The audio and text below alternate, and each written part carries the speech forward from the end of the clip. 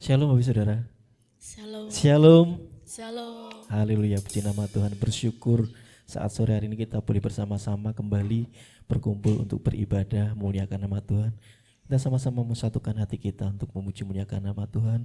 Segala hormat hanya bagi nama Tuhan. Biarlah kekaguman kita hanya kepada Tuhan.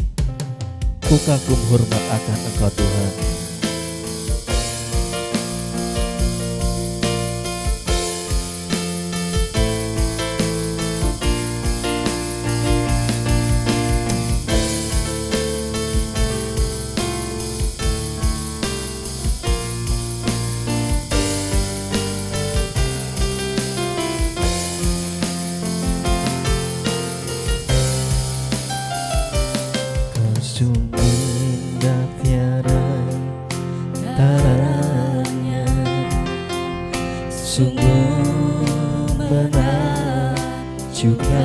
Sungguh ajaib untuk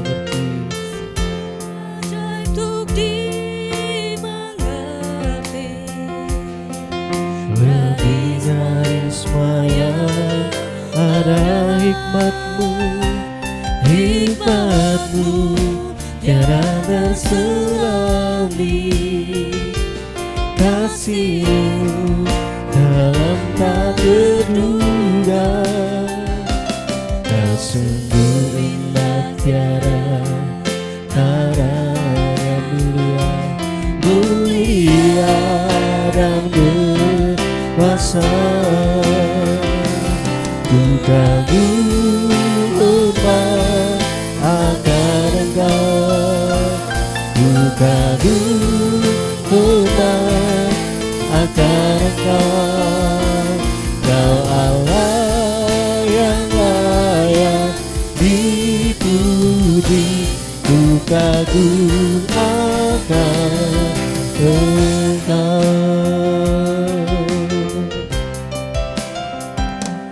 Kau sungguh indah tiada taranya, sungguh menakjubkan, sungguh ajaib untuk dimengerti, lebih dari semaya ada hikmatmu tiada terselami, kasihmu dalam tak terduga. Kau sungguh indah tiada taranya, mulia dan berkuasa. Ku kagum hormat akan Engkau, ku kagum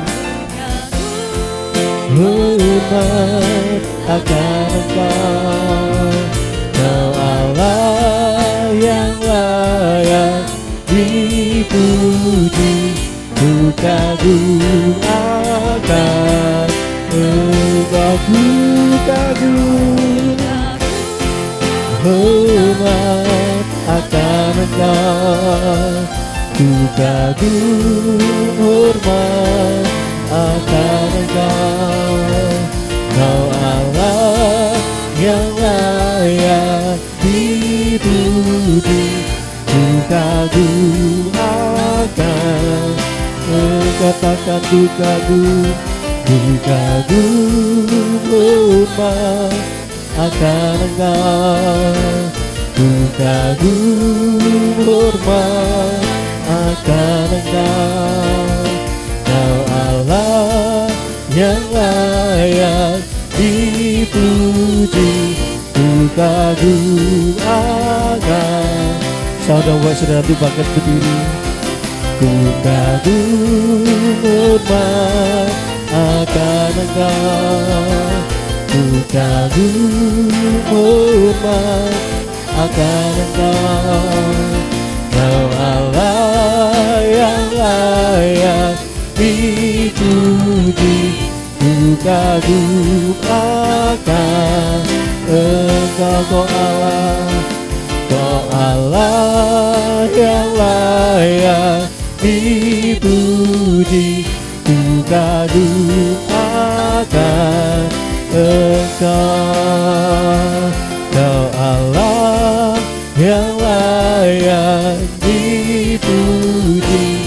Ku kagum akan Engkau. Mari kita sembah Allah kita saat sore hari ini. Nyatakan kekaguman-Mu, hormat-Mu hanya bagi Dia. Haleluya.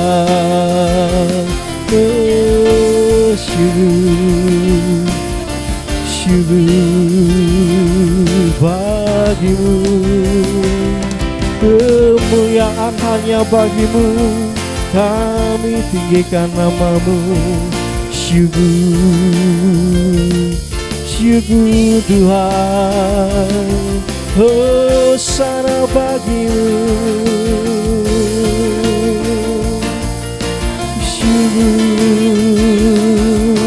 Syukur, haleluya.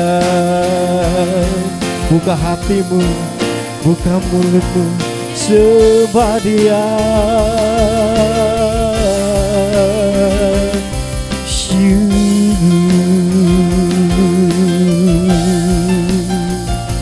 Kemuliaan hanya bagi-Mu, Kau Allah yang baik.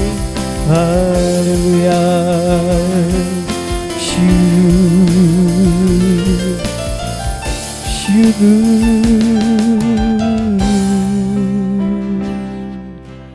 Nyanyi dan bersoraklah bagi Dia, pujian hormat kuasa bagi Raja. Gunung tunduk, laut bergelora mendengar nama-Mu.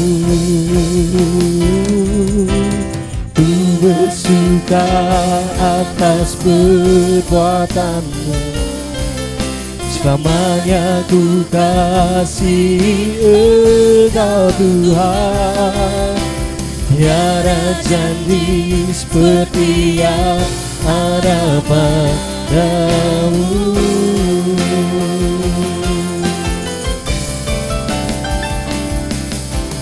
Nyanyi dan bersoraklah bagi Dia, pujian hormat kuasa bagi Raja. Gunung tunduk, laut bergelora mendengar nama-Mu. Ku bersuka atas perbuatan-Mu, selamanya ku kasih Engkau Tuhan. Tiada janji seperti yang ada padamu.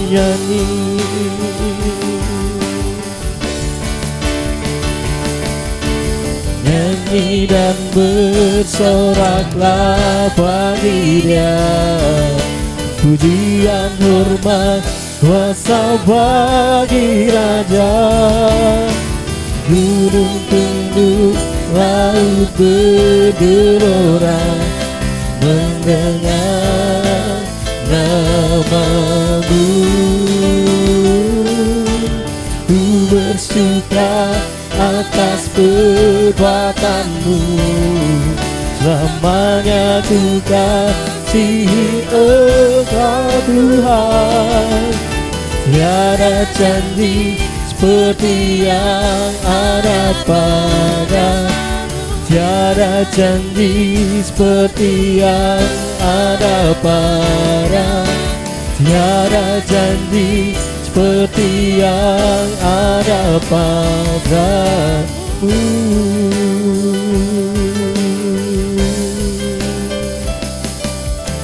Kami mengucap syukur Tuhan. Kami bersyukur Bapa saat sore hari ini Bapa, karena pernyataan-Mu Bapa, kami boleh sampai di tempat ini dengan keadaan baik Tuhan. Kami boleh berkumpul bersehati untuk beribadah muliakan nama-Mu Bapa. Kami mau serahkan ibadah ini dari awal hingga akhirnya ke tangan Bapa. Sucikan, kuduskan, layakkan kami untuk datang ke hadirat Tuhan. Terima kasih Bapa. Hanya di dalam nama Tuhan Yesus Kristus kami berdoa dan mengucap syukur. Haleluya. Amin. Beri kemuliaan bagi Allah kita, saudara. Kiranya sukacita Tuhan selalu ada dalam kehidupan kita. Amin, saudara. Bersyukur karena kita adalah orang-orang yang dipilih Tuhan. Amin. Kita dipilih menjadi umatnya, kita dikuduskannya untuk membawa kemuliaannya.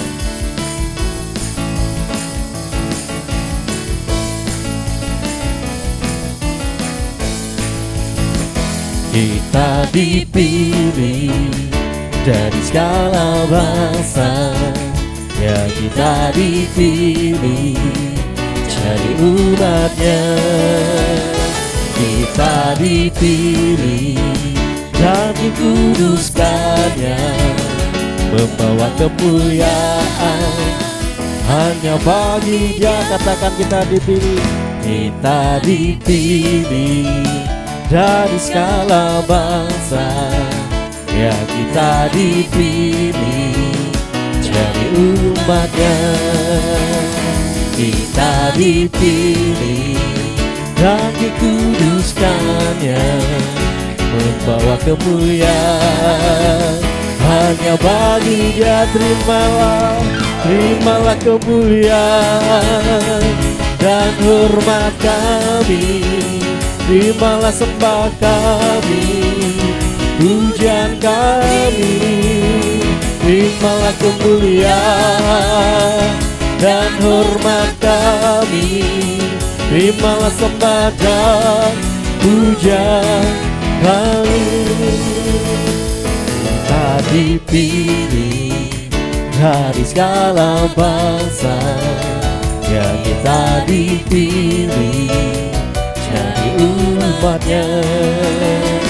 Kita dipilih, amin, dan dikuduskannya, membawa kemuliaan hanya bagi Dia. Terimalah kemuliaan dan hormat kami.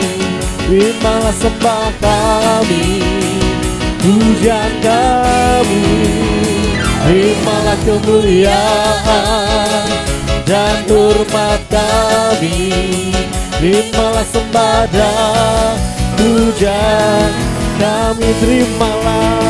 Terimalah kemuliaan dan hormat kami. Terimalah sembah kami, pujian kami. Terimalah kemuliaan dan hormat kami. Terimalah sembah dan pujian kami. Terimalah sembah dan pujian kami. Terimalah sembah dan pujian kami. Haleluya, puji nama Tuhan. Kita dipilih untuk dimasukkan di jalan yang benar, karena Yesus adalah jalan kebenaran bagi setiap kita. Yesus jalan kebenaran dan jalan kehidupan.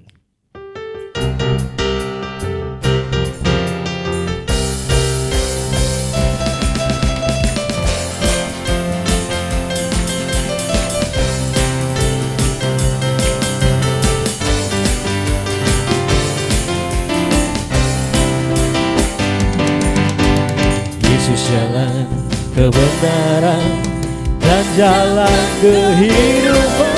Yesus katakan, aku percaya, amin. Di dalam namanya ada keselamatan kekal. Katakan Yesus jalan. Yesus jalan kebenaran dan jalan kehidupan. Itu yang Yesus katakan, aku percaya, amin. Di dalam namanya ada keselamatan kekal. Glory haleluya, glory haleluya, glory haleluya, glory haleluya, glory haleluya.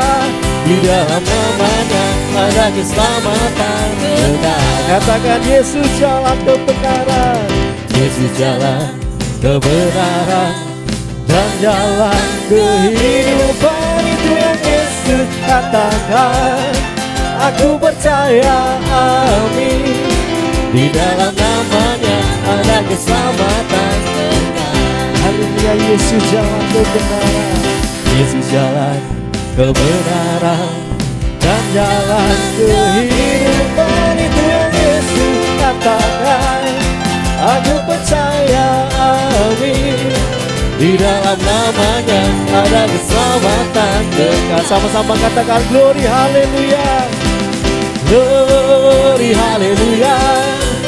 Glory haleluya. Glory haleluya. Glory haleluya.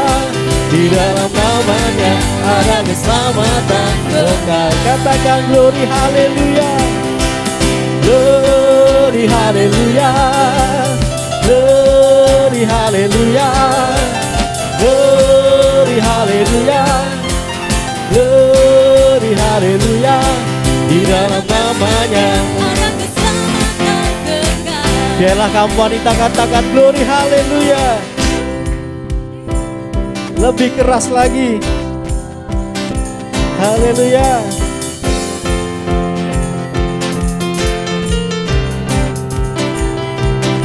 Di dalam namanya kaum pria katakan glory haleluya. Glory haleluya. Glory haleluya. Glory haleluya. Glory haleluya. Di dalam namanya ada keselamatan. Sama-sama kita katakan glory haleluya. Glory haleluya. Glory haleluya.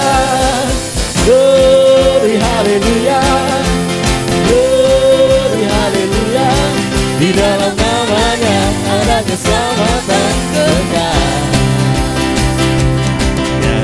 Glory, glory, glory bagi Sang Raja. Oh nyanyi glory, glory, glory bagi Sang Raja.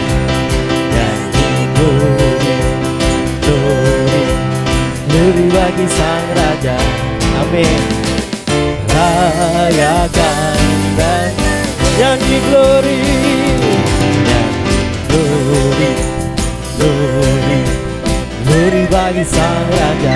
Oh nyanyi glory, glory, glory bagi Sang Raja. Nyanyi glory, glory, glory bagi Sang Raja.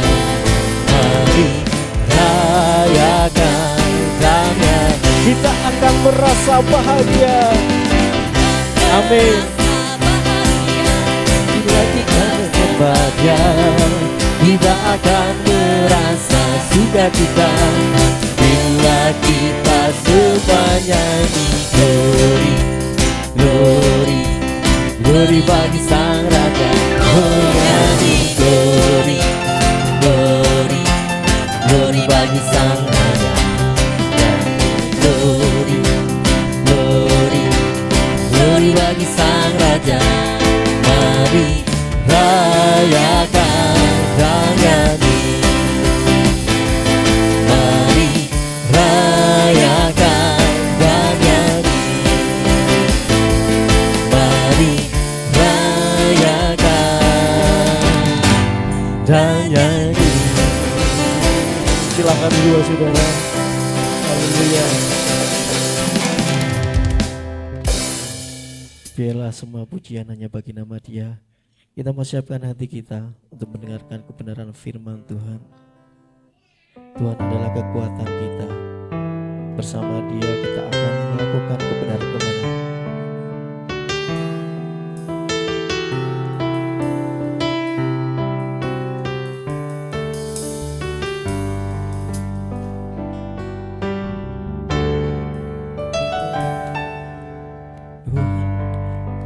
Adalah kekuatanku, bersama bersamanya ku tak akan goyah. Ku kan terbang tinggi bagai raja wali, melakukan perkara yang besar. Ku kan terbang tinggi bagai raja wali dan melayang tinggi dalam kemuliaannya. Biar bumi bergoncang dan badai menerpa, ku kan terbang tinggi bersama Dia.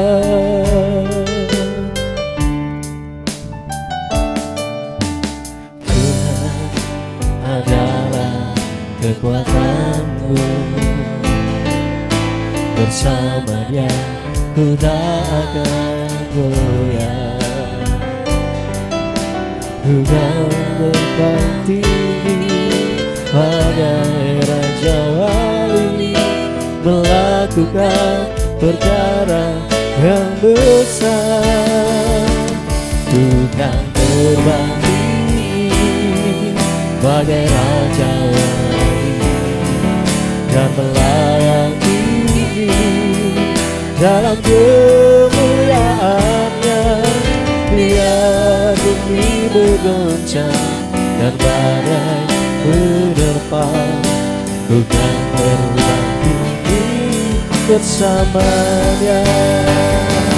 Ku kan terbang tinggi bagai raja wali dan melayang tinggi dalam kemuliaannya. Biar bumi bergoncang dan badai menerpa, ku kan terbang tinggi bersama Dia. Kalau kita serahkan pada Tuhan. Ku kan terbang tinggi bagai raja wali dan melayang tinggi dalam kemuliaannya. Biar bumi bergoncang dan badai menerpa, ku kan terbang tinggi bersama Dia. Ku kan terbang tinggi bagai raja wali dan melayang tinggi dalam kemuliaannya. Biar bumi bergoncang dan badai menerpa, ku kan terbang tinggi bersama Dia. Ku kan terbang tinggi bersama Dia.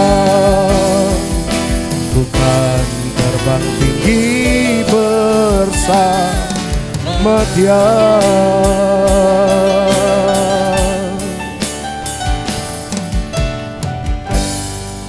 Sungguh besar anugerah-Mu dalam kehidupan kami Tuhan. Kami boleh rasakan pertolongan Tuhan, penyertaan Tuhan. Bahkan melewati lembah kekelaman, melewati segala persoalan pergumulan kami. Kami tidak perlu takut, kami tidak perlu gentar. Kami percaya bahwa oleh karena iman percaya kami, Tuhan mampu membawa kami terbang tinggi bersama dengan-Mu, mengatasi segala badai persoalan kehidupan. Kami bersyukur Bapa, dan biarlah lewat setiap nyanyian pujian penyembahan yang kami haturkan, menyenangkan hatinya Tuhan, menyukakan hati Tuhan. Dan biarlah sebentar Tuhan kalau kami akan duduk diam mendengarkan firman-Mu, biarlah kami dimampukan mengerti, dimampukan memahami, dimampukan untuk mencerna dengan jelas. Bahkan ada dorongan yang kuat untuk mempraktekkan dalam setiap aspek kehidupan kami, agar sungguh semakin nyata Tuhan hidup di dalam kehidupan kami. Terima kasih Bapa, urapi hamba dalam segala kekurangan kelemahan hamba. Biarlah apapun yang hamba sampaikan ini semua berasal daripada Tuhan. Memberkati setiap kami yang terbuka telinga, pikiran dan hatinya untuk mendengar. Dan di atas segalanya hanya nama Tuhan saja yang kiranya dipermuliakan, dibesarkan. Segala hormat pujian kemuliaan bagi-Mu. Dalam nama Tuhan kami Yesus, kita bersyukur berdoa. Haleluya. Amin. Silakan duduk rekan-rekan pujian penyembahan. Terima kasih untuk pelayanannya. Shalom Bapak Ibu rekan-rekan semua. Selamat sore. Kita melihat beberapa kursi kosong sore ini, cukup banyak rekan-rekan kita yang biasa datang sore, tadi datang pagi. Pak Ruli sekeluarga tadi datang pagi. Buning bersama dengan Etoo tadi datang pagi. Kemudian siapa lagi ya? Fandi, Mei, biasa juga datang sore, datang pagi. Mungkin mau siap-siap kirap mungkin. Ada di sini yang punya rencana mau lihat kerbau bule? Ya, di sini ada Mas Nunus yang semi-semi bule. Ya, ada yang punya rencana mau lihat kerbau bule? Katanya peristiwa setahun sekali. Sampai ada yang berbondong-bondong datang, rela jalan kaki sejauh itu. Muternya lumayan jauh Bapak Ibu. Tadi saya cek rutenya itu, ya muternya cukup jauh. Jadi kalau yang berencana ngikuti mendingan sambil naik motor gitu ya. Nggak boleh ya? Bapak Ibu Saudara, kita akan belajar melanjutkan tema kita. Dan memasuki bulan Juli ini kita akan memasuki tema yang baru, yaitu menjadi pribadi yang memperkatakan kebenaran. Nah, tema ini akan menjadi tema pembuka dari rangkaian 6 bulan yang akan datang. Dari Juli, Agustus sampai dengan Desember kita akan belajar karakter atau watak sifat daripada manusia baru. Kalau Januari sampai Juni kemarin kita sudah belajar banyak hal Bapak Ibu Saudara. Kita belajar bagaimana kita tinggal dalam perdamaian dengan Tuhan.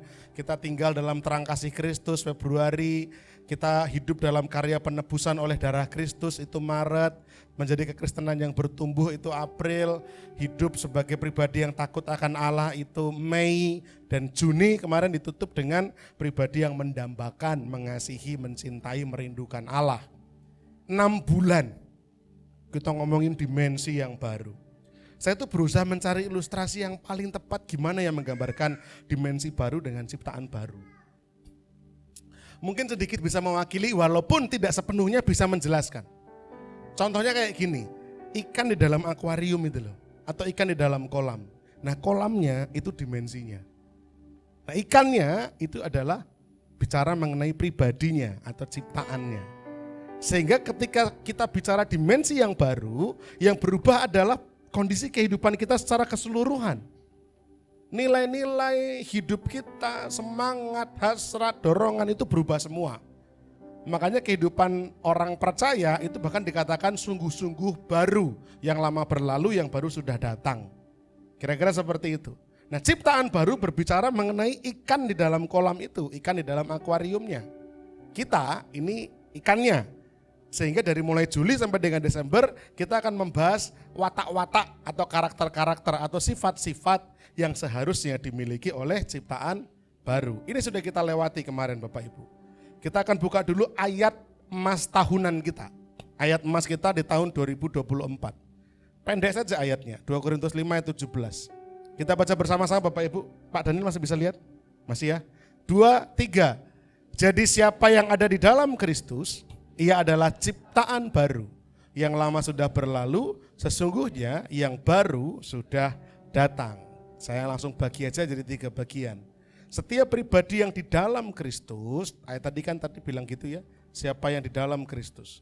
Setiap pribadi yang di dalam Kristus itu artinya setiap pribadi yang bersatu dengan Kristus, setiap pribadi yang menjadi milik Kristus. Siapa itu orang-orang yang di dalam Kristus?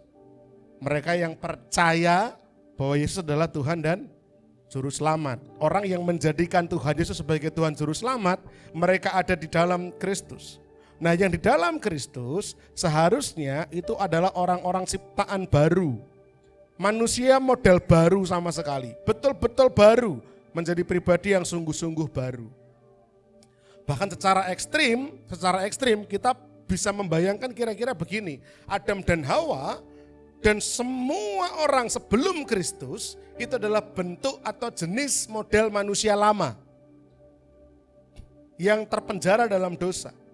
Tetapi manusia jenis baru itu lahir ketika ada iman percaya kepada Yesus, maka menjadi ciptaan model baru.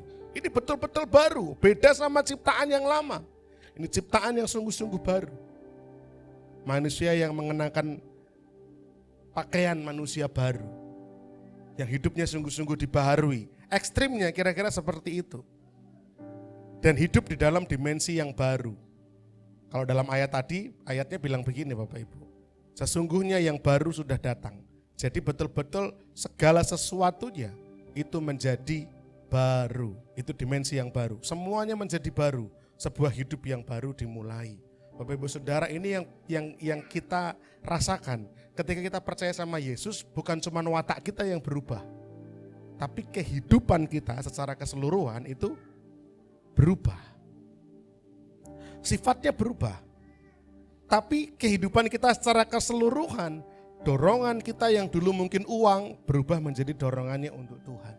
Dorongannya dulu mungkin untuk ketenaran, untuk menjadi terkenal, menjadi populer, berubah menjadi pribadi yang sungguh-sungguh mengutamakan Tuhan.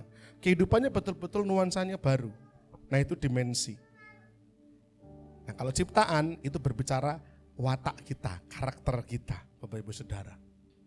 Nah, kita akan langsung masuk dalam pembahasan manusia yang baru, tapi sebelumnya kita akan lihat bentuk manusia yang lama. Efesus 4 ayat 17-19 itu membahas bentuk manusia lama, kemudian 20-24 itu membahas bentuk manusia baru, 25 dan seterusnya membahas sifat-sifat daripada manusia baru.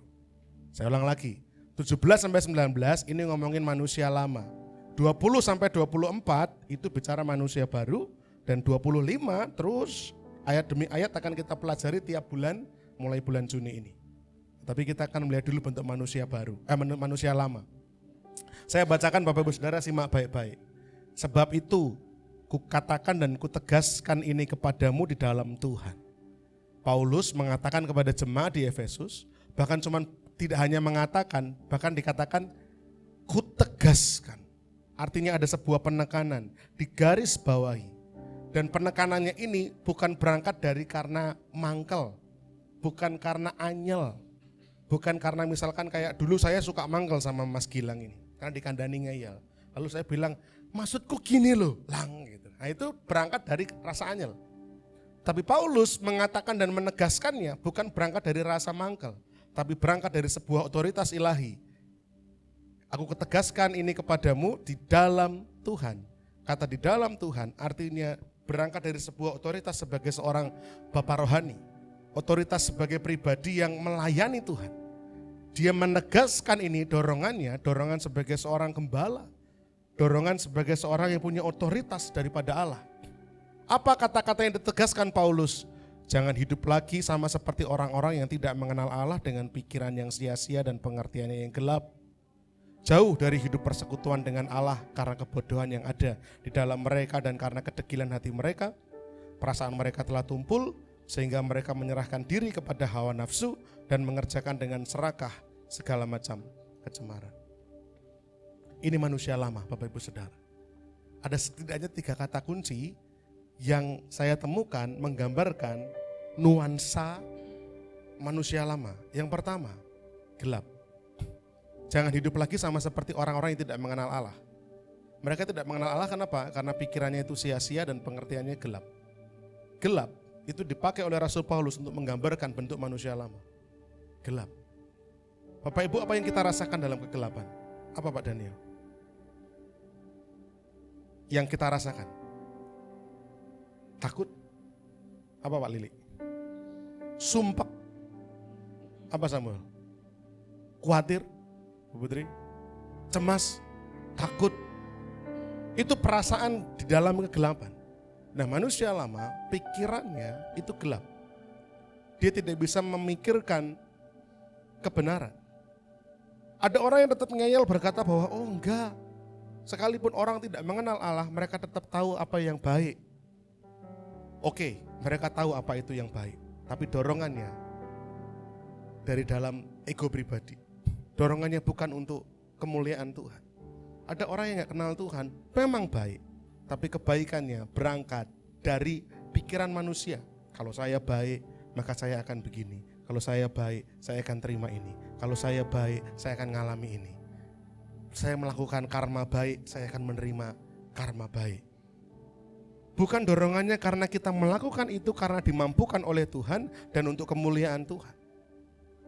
Semua yang dilakukan di luar dorongan dari Tuhan dan untuk kemuliaan Tuhan, itu semua kita lakukan atas ambisi sendiri, untuk kesukaan, untuk kesenangan diri kita sendiri. Nah, itulah dinamakan manusia rusak.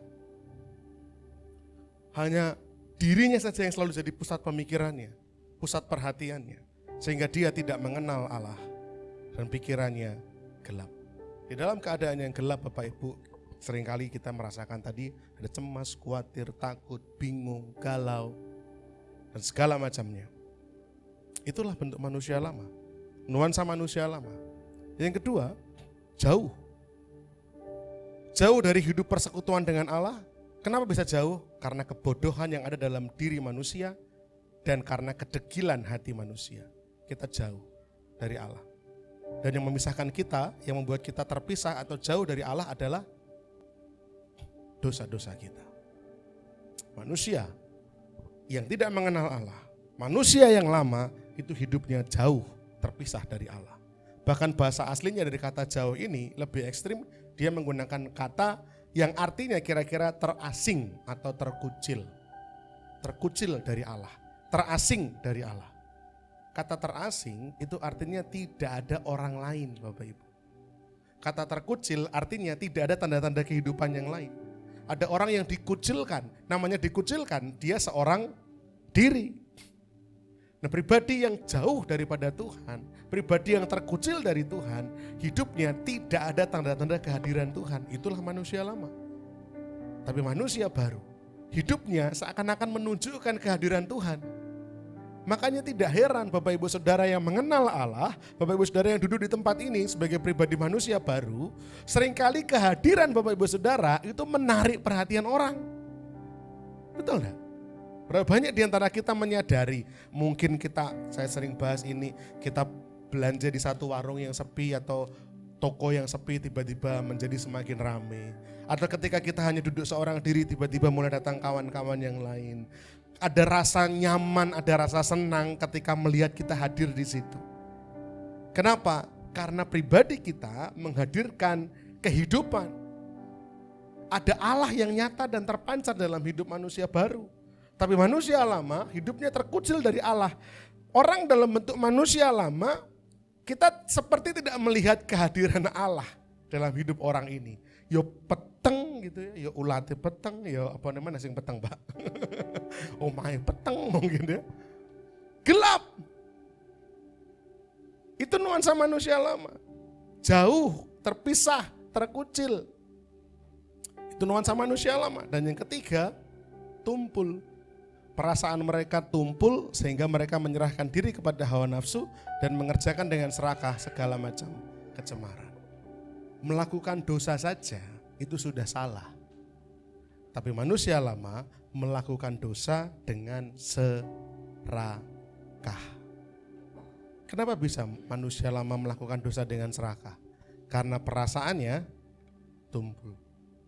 Bapak Ibu Saudara, kata perasaan mereka telah tumpul itu kalau dicek di makna yang sebenarnya menggunakan kata yang lebih mudah itu ini, bahwa orang-orang manusia lama itu mati rasa terhadap dosa. Itu perasaan mereka telah tumpul. Kayak kulit kita loh Bapak Ibu, kalau sudah kapalan, tumpul, tidak ada lagi rasa, tidak ada lagi kepekaan. Manusia lama melakukan dosa nggak punya rasa bersalah, sehingga malah mengerjakan dosa dengan serakah. Betul nggak yuk? Kok aku tau? Sebelum mengenal Allah, kita mengenal dosa, tapi kita tetap melakukannya. Karena kepekaan kita akan dosa itu menyakiti hati Tuhan, itu tumpul, mati rasa. Tapi setelah kita mengenal Allah, ada alarm yang selalu bunyi. Ada sinyal dalam hati yang selalu mengingatkan. Manusia baru perasaannya peka, manusia lama perasaannya tumpul. Makanya saya cari menggambarkan tumpul apa ya? Ya kira-kira seperti ini nih. Pikirannya itu semua tertutup. Saraf kita itu kan dikendalikan sama otak ya, di kepala ya. Jadi ketika ini semua tertutup, mati, ya saraf kita juga menjadi mati. Tidak lagi peka akan dosa. Kita sudah menyakiti Tuhan, tapi kita tetap melakukannya. Tidak lagi muncul rasa bersalah ketika kita sengaja melakukan dosa. Hati-hati, itu manusia lama. Jadi manusia lama itu Bapak Ibu Saudara, pikirannya gelap, jauh dari hubungan dengan Allah, dan perasaannya akan dosa, kepekaannya terhadap dosa itu tumpul. Ini manusia lama. Kemudian manusia baru gimana? Ya kebalikannya. Manusia baru mereka tinggal di dalam terang. Pikirannya terang. Bapak Ibu mendengar firman jadi cepat paham. Mendengar lagu pujian cepat nangkap. Mendengar kesaksian diberkati. Pikirannya terang benderang. Tidak lagi mudah jatuh bangun dalam siasat iblis. Kenapa? Karena pikirannya terang benderang. Kemudian relasinya sama Tuhan dekat. Kalau tadi terkucil, terasing dari Allah, sekarang relasinya dekat. Bahkan menyatu dengan Tuhan. Dan juga peka ketika kita melakukan dosa, maka kita segera minta ampun sama Tuhan. Kita segera memperbaiki kehidupan kita sama Tuhan. Karena peka. Tapi manusia lama, hidupnya, perasaannya akan dosa tumpul. Nah, mulai bulan ini kita akan berbicara mengenai bentuk ciptaan yang baru atau manusia baru, khususnya satu persatu dari mulai ayat 25, Efesus 4 ayat 25, kemudian Efesus 4 ayat 26 dan seterusnya berbicara sifat-sifat atau watak-watak dari manusia baru. Dan bulan Juni khusus kita akan berbicara manusia baru, khususnya dalam hal mengucapkan perkataan kebenaran atau speak the truth. Sebenarnya ini bukan hal yang baru. Dari sekolah minggu kita sudah belajar, jangan berdusta, jangan bersaksi dusta. Tapi kita bisa belajar lebih dalam lagi bulan ini. Tidak hanya sekedar itu. Kemudian nanti bulan Juli kita belajar bagaimana menjadi pribadi yang tidak mudah untuk marah. Dan seterusnya bulan Desember nanti kita akan belajar jadi pribadi yang bisa dengan mudah mengampuni orang lain. Ya. Kita mulai bulan Juni. Efesus 4 ayat 25 ini ayat emas kita bulan Juni. Kita baca bersama-sama karena cuma satu ayat Bapak Ibu. Efesus 4 ayat 25, 2, 3.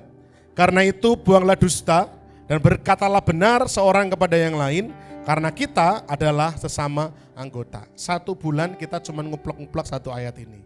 Pembicara-pembicara boleh nyari referensi ayat yang lain, tapi ayat ini tetap harus kita pakai.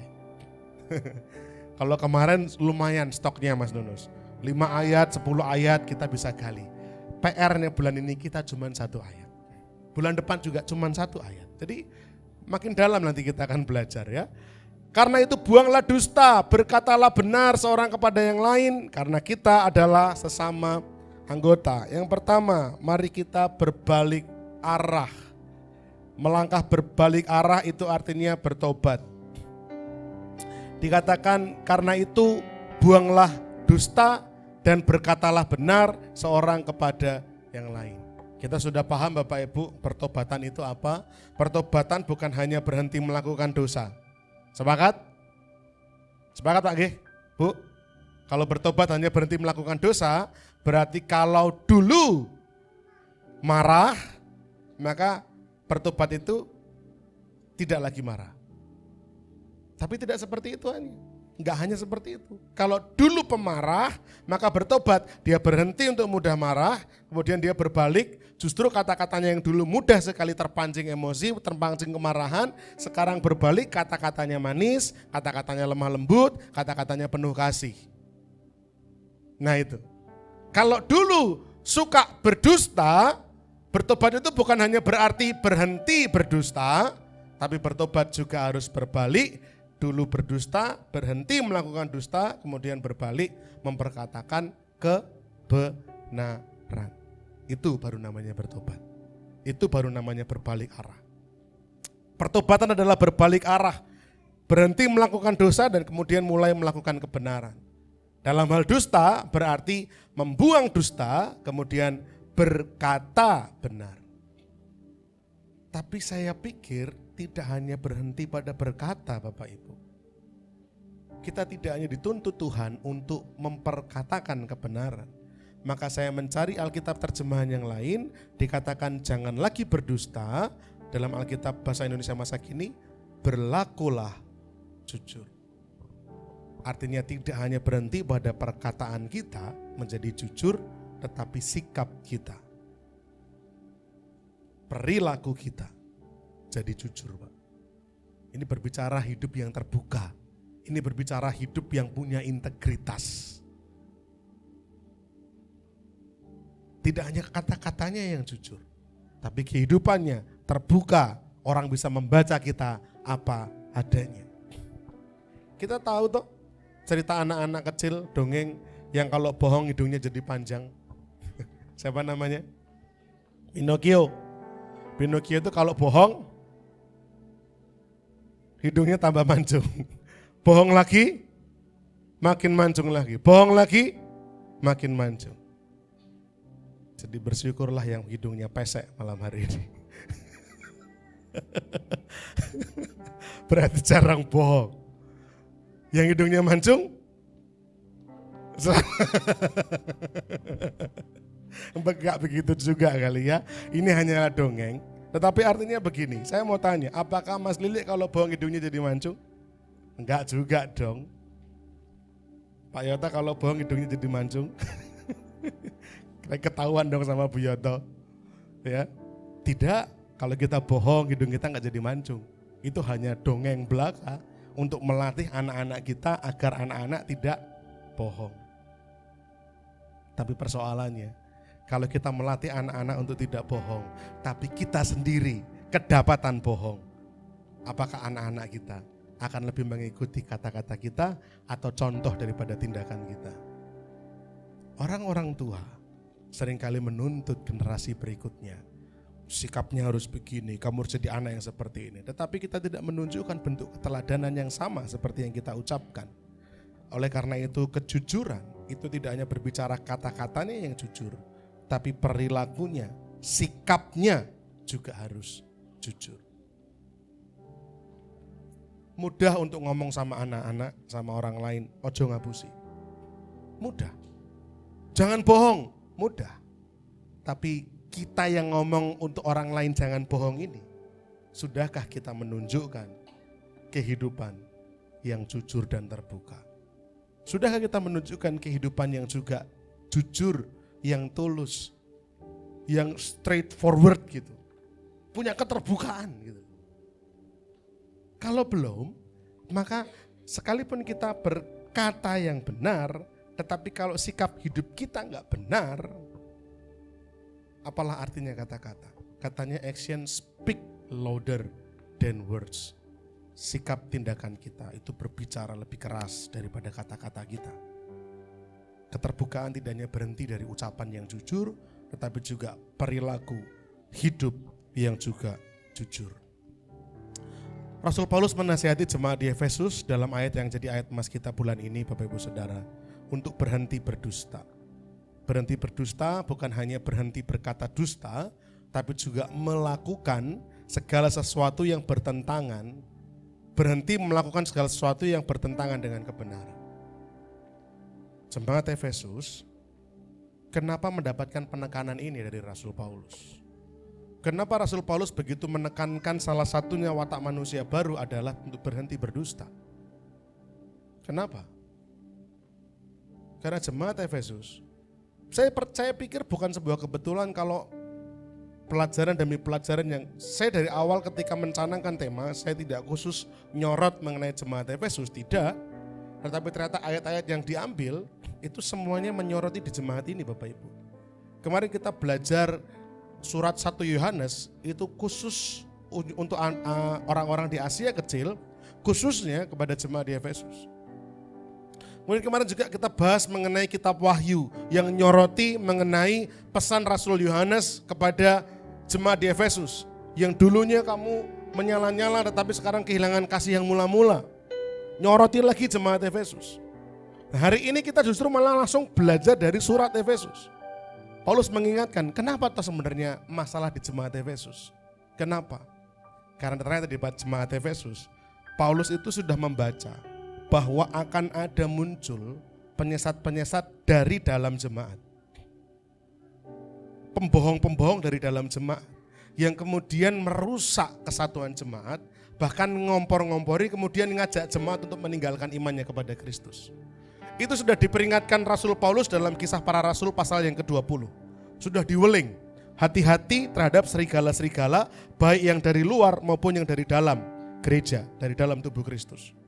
Dan kemudian betul-betul terjadi ketika masanya Timotius anak rohaninya Paulus itu menggembalakan di Efesus. Terjadi betulan bahwa penyesat-penyesat di dalam tubuh Kristus ini sering menyesatkan jemaat, ngapusi jemaat. Kan penyesatan itu kan sebenarnya bentuk kebohongan untuk mengalihkan pikiran dari yang benar kepada yang salah. Itu kan penyesatan. Terjadi betulan. Dan Timotius anak rohani Paulus ngalami itu. Tidak lama berselang setelah Timotius menggembalakan, Yohanes di usia tuanya kebetulan juga melayani di kota ini, di Efesus, menemukan hal yang sama. Kita sudah bahas kemarin, 6 bulan loh kita bahas, bagaimana Yohanes memperingatkan jemaat Efesus sedang usia kecil. Salah satu yang diperingatkan Yohanes apa? Hati-hati, jangan sampai kita jatuh dalam penyesatan. Ada roh, spirit kebohongan, dusta di dalam jemaat Efesus. Sehingga Rasul Paulus menekankan, buang dusta, katakan kebenaran. Buang dusta, katakan kebenaran. Ini adalah bentuk daripada pertanggungjawaban kita sebagai manusia baru. Manusia lama yang harus ditinggalkan, dilepaskan, ditanggalkan pakaian manusia lama, dan mengenakan manusia baru yang berlawanan dengan sikap dusta. Apa itu? Berkata benar dalam semua percakapan kita dan bertindak benar dalam relasi kita dengan orang lain. Berbicara keterbukaan, kejujuran, dan kemudian sikap yang benar, integritas. Apa yang kita katakan itu kita lakukan, kita melakukan apa yang kita katakan, dan kita mengatakan apa yang kita lakukan. Share kesaksian. Itu integritas. Paulus menekankan hal ini kepada jemaat di Efesus. Yang kedua, yang pertama tadi apa? Berbalik arah. Dulunya berdusta, maka stop bohong, stop ngapusi, balik arah. Simple, enggak berat-berat ini ya. Yang kedua, harus bersikap benar. Bersikap benar sekali lagi bukan hanya perkataan saja, tapi juga sampai pada perilakunya. Nah, perhatikan Bapak Ibu, ayat yang sama tadi dikatakan berkatalah benar. Tadi di BMK kita juga sudah menemukan berlakulah jujur. Nah, kenapa saya menekankan mengenai bersikap benar ini? Kenapa bukan cuma berkata benar? Kenapa bukan cuma ngomong jujur? Kenapa speak the truth itu bukan cuma ngomongin omongan yang jujur? Kenapa tidak hanya membicarakan bagaimana kita menjadi pribadi yang memperkatakan kejujuran? Kenapa? Karena ketika saya gali kata dusta ini menggunakan kata pseudos ini bukan hanya berarti lying atau kebohongan, tetapi juga berarti ketidakbenaran, untruth.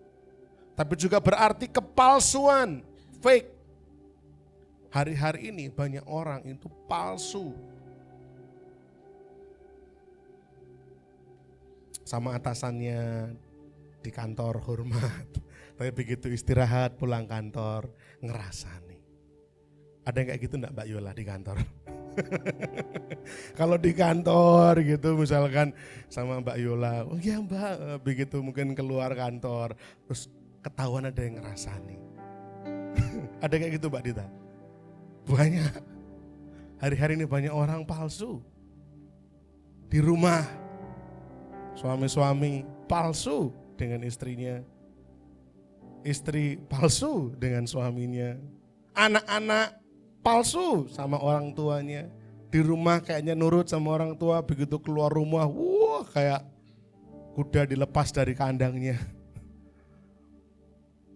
Hari-hari ini sikap yang seperti itu ada, itu namanya dusta, pseudos, hidup yang palsu. Dan benar, kebalikannya, dusta dan benar, benar menggunakan kata aletheia. Aletheia bukan hanya berarti kebenaran, tapi juga artinya ada kejujuran atau straightforwardness atau keterus-terangan. Itu aletheia.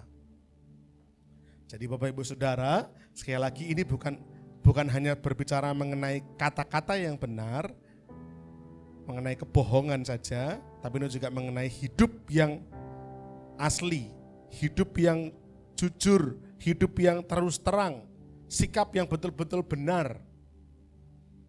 Bukan cuma kata-katanya, tapi perbuatannya, perilakunya juga. Jadi mari kita tegas terhadap hal yang namanya dusta ini. Tadi kita sudah baca bahwa berkata benar dan bertindak benar ini adalah bagian daripada manusia baru. Bukan cuma kata-katanya, tapi tindakannya. Bagaimana kaitannya dengan dusta? Mari kita tekankan ini.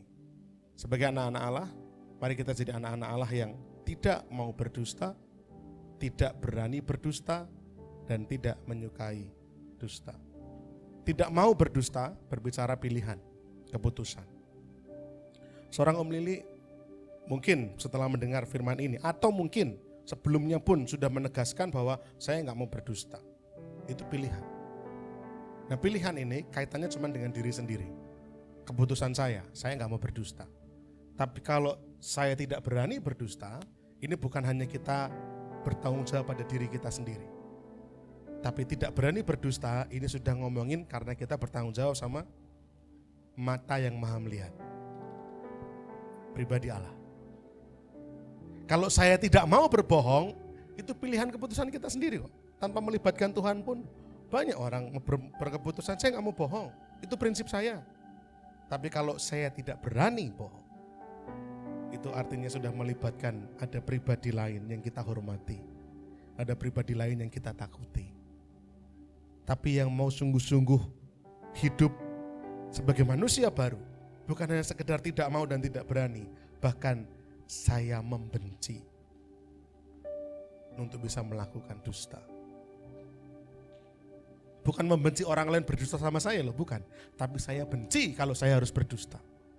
Satu hal yang saya tidak mau lakukan. Keputusan semacam itu haruslah kita ambil sebagai pribadi yang hidup sebagai anak-anak. Kenapa demikian? Kenapa demikian? Kenapa kita harus tidak mau berdusta? Kenapa kita harus tidak berani berdusta, bahkan tidak menyukai atau benci terhadap dusta? Kenapa? Karena ketika kita berdusta, maka kita melawan kehendak Allah. Kita melawan perintahnya Allah. Dan lebih lagi, perhatikan Bapak Ibu Saudara, sebagai manusia baru, harusnya kodrat kita itu menjadi kodrat manusia baru yang hidupnya ada dalam lingkaran kehendak dan perintah Allah ini. Sebagai manusia baru. Tapi kalau sampai kita masih melakukan dusta, kalau sampai kita masih melakukan ini, kita belum ada keputusan untuk saya tidak mau berdusta. Kita belum sampai pada keputusan untuk tidak berani berbohong, bahkan membenci dusta. Artinya, mungkin kita belum jadi manusia baru, karena iblis itu adalah bapa segala dusta.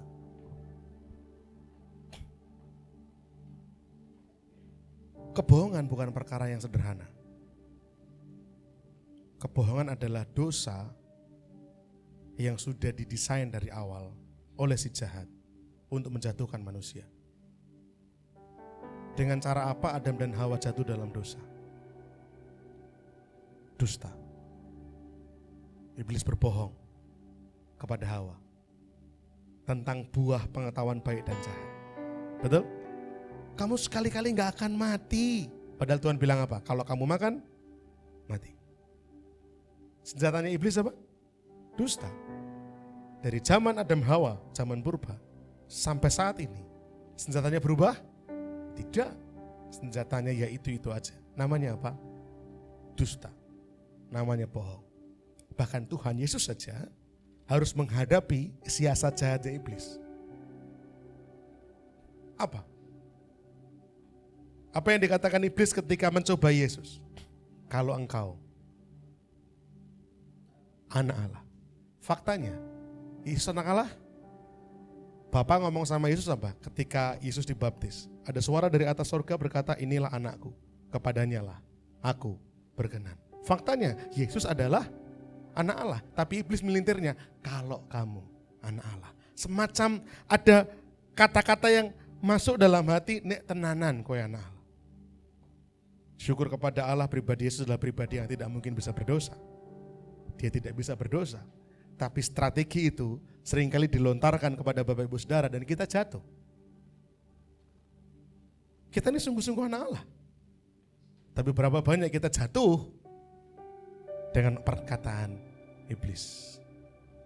Berapa banyak kita jatuh Masa anak Allah kayak gitu? Kamu gak pantas melayani. Anak Allah tidak semestinya seperti itu. Bertobatlah dulu, baru kamu bisa melayani. Kayaknya benar, karena siasatnya iblis itu gak pernah langsung terus terang Bapak Ibu. Kalau kebohongannya iblis terus terang, kita gak akan masuk ke makan. Kita gak akan jatuh dalam dustanya iblis. Dustanya iblis itu didesain semendekat mungkin dengan kebenaran. Kita seperti dibuat ragu, kita seperti dibuat bimbang, mana yang benar, mana yang salah. Itu keahliannya dia, karena dia bapa segala dusta. Berapa banyak kita jatuh dalam jebakannya iblis. Oleh karena itu, ketika kita tidak juga berhasil mengatasi dosa, dusta ini, maka jangan-jangan kita belum meninggalkan iblis yang merupakan bapa segala dusta. Jangan-jangan badan kita ada di gereja. Kita seperti sedang menyerahkan diri kepada Tuhan. Tetapi sebenarnya pikiran kita masih dikuasai oleh iblis. Dusta, kebohongan, silih berganti kita lakukan. Bahkan hidup kita pun hidup yang penuh dengan kebohongan. Iblis sebagai bapa segala dusta berhasil menyerang kita. Oleh karena itu, mari mulai kita lakukan sikap-sikap ini. Kejujuran, mari kita bicara yang jujur. Lawan dari menipu, berbohong itu kan jujur. Walaupun seakan-akan itu hari-hari ini ada orang bilang kalau kita jujur nanti kita hancur. Orang Jawa bilang jujur hancur. Tapi sehancur-hancurnya, kalau kita mempraktekkan kejujuran, kita sedang melakukan kebenaran. Firman Tuhan berkata, Tuhan tidak akan pernah membiarkan anaknya jatuh, tergeletak. Dia akan penopang. Tidak akan pernah dibiarkan kita jatuh sampai tidak berdaya. Karena kejujuran. Amin. Yang kedua, bukan hanya kata-katanya yang jujur, tapi sikapnya pun, perilakunya harus jujur, artinya ada keterbukaan, bukan jadi orang yang munafik atau palsu. Jujur, terbuka, orang yang berintegritas. Apa yang Anda lihat di depan dengan apa yang terjadi di belakang sama. Mari kita menjadi pribadi yang berintegritas. Bukan hanya ucapannya, tapi sungguh-sungguh sampai tindak tanduknya. Dan kemudian perkataan yang benar atau perkataan memperkatakan firman, memperkatakan berkat, lawan daripada perkataan yang sia-sia. Ini adalah bentuk manusia baru yang kita pelajari bulan Juli ini. Yang pertama, perkataan yang jujur, sikap yang jujur, sikap yang benar, yang punya integritas. Yang ketiga, yang terakhir, mari kita bergandeng tangan. Perkataan benar ini menjadi satu pondasi relasi, pondasi dari kesatuan jemaat. Karena ayat tadi bilang apa? Ayat Efesus 4 ayat 25 bilang begini, berkatalah benar seorang kepada yang lain, karena kita adalah sesama anggota. Anggota apa Om? Om Lili, anggota geng motor. Anggota apa Mbak Asih? Partai. Anggota tubuh Kristus. Amin. Karena ini disampaikan kepada jemaat Efesus, salinglah berkata jujur, karena kita adalah sesama anggota. Anggota apa? Anggota tubuh Kristus. Sehingga keterbukaan, kejujuran pertama kali ditekankan oleh Paulus, kerjakan dahulu itu di dalam gereja, di dalam jemaat, di dalam tubuh Kristus, di dalam kumpulan orang percaya. Mari kita jadikan ini semacam inkubator untuk kita menjadi pribadi orang-orang yang berkata jujur, yang bersikap jujur, yang hidupnya terbuka dan berintegritas.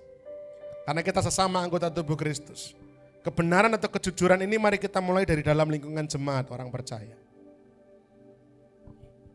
Tidak apa-apa, sekalipun mungkin keterbukaan kita agak harus membuat seseorang mengkoreksi dirinya, tidak apa-apa. Ya, beberapa waktu yang lalu anak-anak muda itu retret.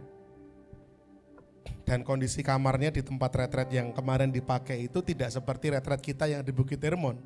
Kalau kita retret di Bukit Hermon nyaman, kamarnya satu kamar maksimal berapa ya? 8 ya. 8 kasur, tapi itu pun spring bed dan AC. Nah kemarin anak-anak remaja retret itu satu kamar 16 orang Bapak Ibu. Ranjangnya tingkat, pengap. Karena kita persiapan juga waktunya nggak cukup, sehingga kita cari-cari tempat semua sudah full book, dapatlah tempat ini. Harganya cukup miring, walaupun kondisi kamar seperti itu. Nah anggaplah kami rapat evaluasi, anggaplah.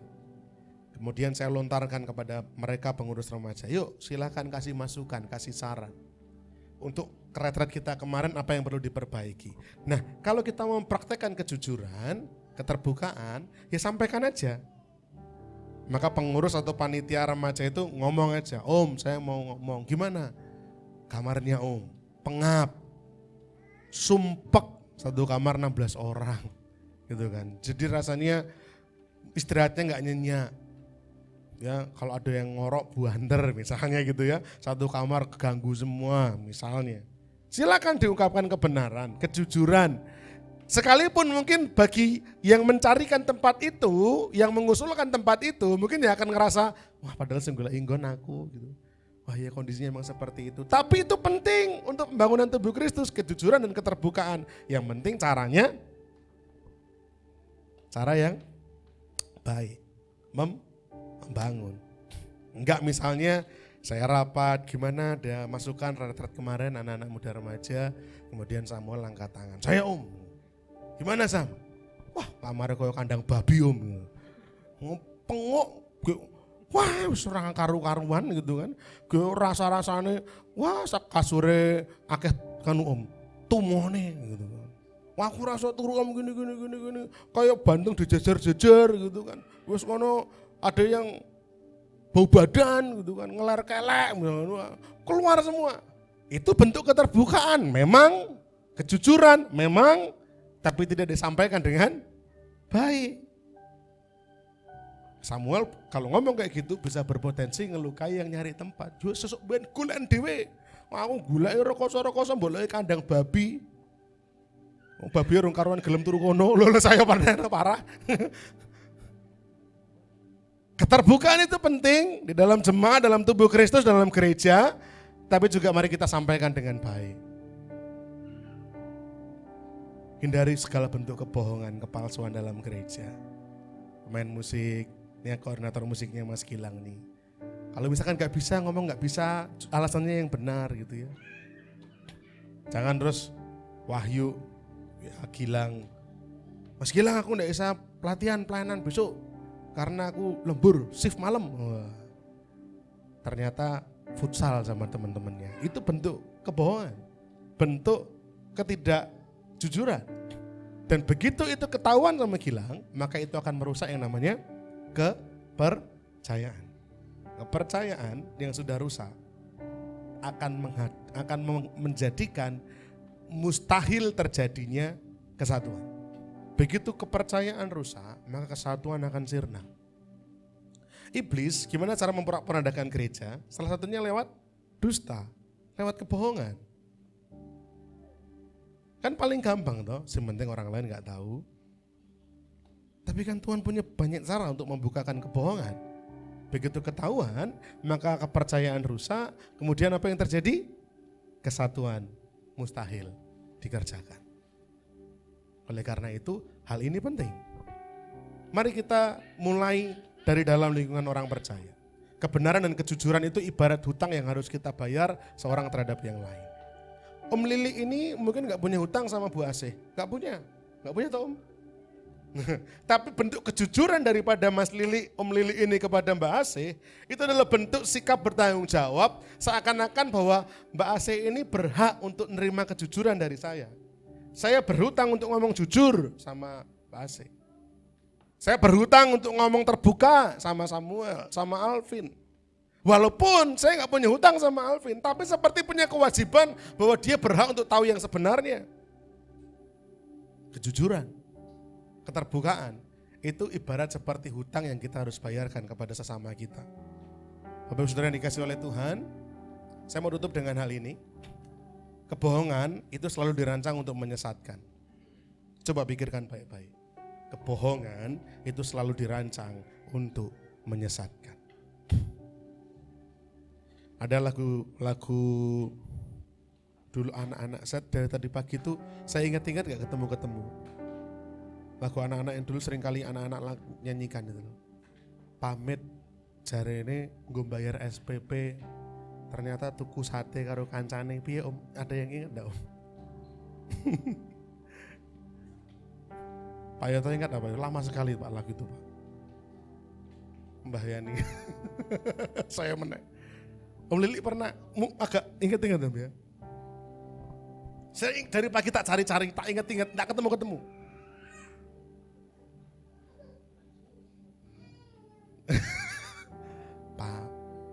Pamite bayar SPP apa gimana gitu. Jebule tuku sate karo kancane gitu kan. Kira-kira kayak gitu-gitu. Apuse itu loh. Apusi wong tua nih. Jarene bayar SPP. Jebule tuku sate karo kancane kan gitu. Itu dari sekolah minggu, dari anak-anak saya diajarin kata-kata itu. Kebohongan itu tujuannya untuk menyesatkan. Ngomongnya untuk bayar SPP, padahal untuk beli sate. Menyesatkan, kebenarannya adalah beli sate, tapi ngomongnya untuk bayar SPP. Menyesatkan, dia tidak membicarakan yang benar. Kebohongan selalu ditujukan untuk menyesatkan. Nah, perhatikan Bapak Ibu Saudara. Tapi kalau sampai menipu anggota tubuh kita sendiri, kalau sampai berbohong kepada anggota tubuh kita sendiri, itu adalah bentuk kekejian, itu bentuk kejahatan, itu kebangetan. Maksudnya gimana? Gini, tadi saya pagi menggambarkan seperti ini. Menurut saya ilustrasi ini cukup menarik. Kalau Om Lili melihat ketika hendak berjalan, kemudian dilihat di depannya seperti ada lubang, tetapi dia tertutup oleh gundukan tanah, gundukan lumpur, dan ada tanaman-tanaman. Tapi Mas Lili ragu, apakah itu betul-betul tanah atau itu lubang yang hanya tertutup lumpur. Matanya Mas Lili itu mencurigai itu bukan tumpukan tanah yang bisa untuk diinjak, dilalui. Pertanyaan saya, apakah Mas Lili akan tetap melewati itu atau akan ngecek dulu? Ngecek dulu. Apakah mata bisa ngecek sendiri? Mata akan turun kepada lubang itu meraba-raba tanah itu? Enggak. Mata akan menggunakan kaki untuk ngecek apakah itu lubang atau tanah. Kalau sampai kaki ini tidak mau bersikap jujur kepada mata, kaki anggaplah berpikir wis mati bodoh mati nih, wis mati kabeh. Aku mati meripat yo mati ya wis ben. Anggaplah seperti itu. Itu kejahatan. Sebaliknya kaki tidak menyadari bahwa ada ular di dekatnya. Tetapi mata menyadari. Apakah mata akan menutup mata dan membiarkan kaki ini terus melangkah hingga dipatok ular, atau mata akan melihat ular itu dan kemudian mengirim respon agar kaki menjauhkan diri dari ularnya. Kalau mata ini menutup mata, membiarkan kaki ini terus berjalan, jahat, keji. Kalau sesama anggota tubuh itu menipu anggota tubuh yang lain. Mati sekalian. Kaki dipatok ular, kakinya mati, mati sekalian, tidak apa-apa lah. Aku saking bencinya sama kaki, anggaplah seperti itu. Ini memang hanya ilustrasi. Tapi bukankah tubuh Kristus hari-hari ini juga seringkali melakukan hal yang sama? Kita tahu ada beberapa anggota tubuh Kristus yang sedang tidak baik-baik saja. Mereka tidak sedang sehat dalam kerohaniannya. Apakah kita mau tutup mata dan kemudian biarkan mereka binasa dalam kesesatan mereka? Atau kita berani ngomong terbuka dan jujur pada mereka, stop. Mari berbalik. Mari menghindar. Sebaliknya, hari-hari ini seringkali kita juga saling menjatuhkan antara sesama tubuh Kristus. Dengan berdusta, dengan berbohong, dengan hidup tidak tulus, tidak berterus terang. Di depan kayaknya baik. Saya sama Bu Yoto mungkin kayaknya baik gitu. Iya mari Bu, gitu. Di belakangnya, siapa yang tahu? Saya sama Mbak Dita kelihatannya baik. Ya Dita ada di belakangnya saya. Saya sama Dita mahnya. Siapa yang tahu? Tapi kalau itu yang terjadi, maka kita jelas-jelas melakukan tindakan yang jahat karena kita sesama tubuh. Saya mau katakan begini Bapak Ibu Saudara. Kita ini tubuh Kristus. Amin. Jemaat itu tubuh Kristus. Amin. Ingat, kepentingan setiap anggota ini tidak berpusat pada dirinya. Saya ulang lagi, kepentingan tangan tidak hanya berpusat kepada tangan. Kepentingan kaki tidak hanya berpusat pada kaki. Kepentingan semua anggota tubuh itu pusatnya ada di mana? Ada di kepala. Letak saraf mengatur segala sesuatunya. Makanya ketika otak kita bermasalah, anggota tubuh kita pun akan mengalami masalah. Kepentingan setiap anggota tubuh bukan terletak pada anggota-anggota tubuh itu sendiri, tapi semua terletak pada kepala. Kepentingan anggota tubuh Kristus bukan terletak pada kita bagian-bagiannya, tetapi terletak pada kepala. Siapa kepala tubuh Kristus? Ya Yesus Kristus sendiri. Oleh karena itu, kenapa kita harus terbuka pada sesama anggota tubuh? Ini untuk kepentingannya Allah. Ini untuk kepentingannya Tuhan Yesus. Lewat kehidupan kita. Kita harus terbuka sama yang lain. Kita harus jujur sama yang lain. Kenapa? Untuk kepentingan Kristus. Kristus menginginkan demikian. Sebelum dia naik ke surga, dia berdoa kepada Allah. Sebelum dia ditangkap malah. Dia berdoa kepada Allah Bapa, sama seperti engkau dan aku adalah satu ya Bapa. Maka jadikanlah mereka satu, agar dunia melihat bahwa mereka sungguh-sungguh engkau utus. Kesatuan itu sesuatu hal yang Tuhan inginkan. Makanya dikatakan di Efesus 4 ayat 25 tadi, bahwa karena itu buanglah dusta, berkatalah benar seorang kepada yang lain, karena kita adalah sesama anggota. Penekanan sesama anggota tidak bisa kita lewatkan, tidak bisa kita kesampingkan. Belajarlah terbuka, belajarlah jujur terhadap sesama anggota tubuh Kristus. Bapak Ibu Saudara diberkati di MCC, katakanlah diberkati. Bapak Ibu Saudara merasa tidak diberkati di MCC, katakan saja tidak diberkati. Bapak Ibu Saudara menginginkan perubahan di MCC, katakan itu. Bapak Ibu Saudara menginginkan ada sesuatu yang berubah, sesuatu yang dibaharui, silakan dikatakan. Keterbukaan, kejujuran. Tapi sebaliknya, ketika ada yang baik, mari kita apresiasi, mari kita puji, mari kita motivasi, mari kita dorong untuk kebaikan tubuh Kristus. Yang pertama, mari kita berbalik dari dusta dan berjalan kepada kebenaran. Kalau dulu suka bohong, mari kita perkatakan kata-kata kebenaran. Yang kedua, bersikap benar itu bukan hanya ngomongin sekedar kata-kata yang benar, tapi juga kata-kata benar dan tindakan yang benar dalam setiap relasi kita, baik di rumah, di gereja, pelayanan, pekerjaan, semua relasi kita. Dan yang ketiga, sesama anggota tubuh Kristus, mari kita gunakan kejujuran, keterbukaan untuk membangun kebersamaan, membangun kesatuan. Kita bergandeng tangan sebagai sama tubuh Kristus. Niscaya ketika kesatuan terjadi, berkat-berkat Tuhan dicurahkan. Amin. Tuhan Yesus memberkati, dan mari kita akan mempersiapkan hati kita untuk kita merenungkan firman sekaligus mempersiapkan hati untuk terima perjamuan kudus. Pemain musik boleh maju ke depan.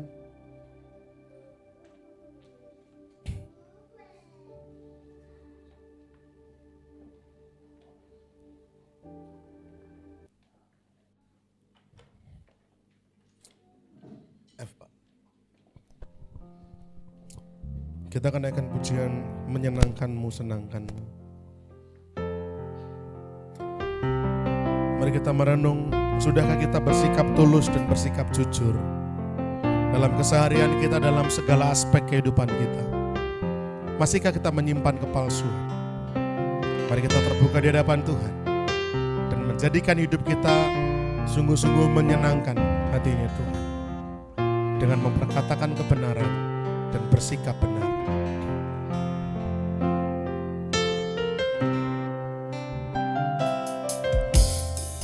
Tuhan mau menyenangkanmu,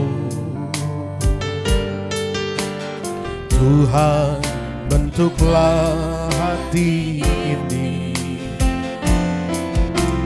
jadi bejana untuk hormat-Mu.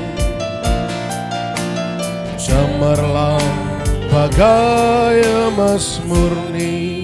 Tuhan ku serahkan, Tuhan ku serahkan hatiku, semua ku berikan padamu. Kuduskan hingga tulus selalu, agar aku menyenangkan. Mari katakan menyenangkanmu, senangkanmu, senangkanmu, hanya itu. Menyenangkanmu, ya, senangkan hatimu, hanya itu kering. Menyenangkanmu, amin. Hanya itu kerinduanku, menyenangkanmu, hanya itu kerinduanku. Katakan menyenangkanmu. Dan saya mohon dengan hormat Bapak Iwan dan juga Bapak Yoto untuk membantu saya membagikan perjamuan kudus. Kerinduanku menyenangkanmu, senangkan hatimu, hanya itu kerindu. Menyenangkanmu. Terima kasih. Ajar kami untuk hidup tulus dan jujur.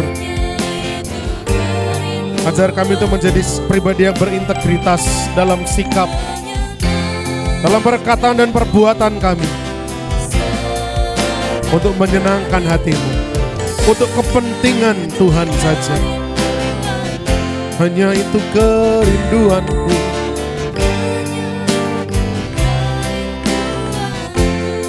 Hanya itu Tuhan,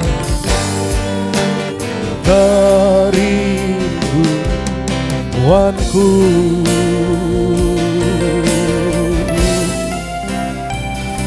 Saya bersyukur untuk firman-Mu Bapa, mengingatkan kami untuk kami betul-betul memperhatikan perkara dusta. Karena dusta atau kebohongan bukanlah hal yang sederhana. Karena itu adalah siasat daripada iblis. Bahkan menyusupkan dalam kehidupan kami, agar kami menjadi serupa dengan mereka. Tapi syukur kepada Allah kami diingatkan. Dalam kehidupan manusia baru, semestinya kami hidup dalam terang kebenarannya Tuhan.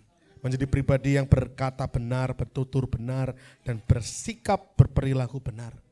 Menunjukkan bahwa Allah sungguh-sungguh tinggal dalam hidup kami.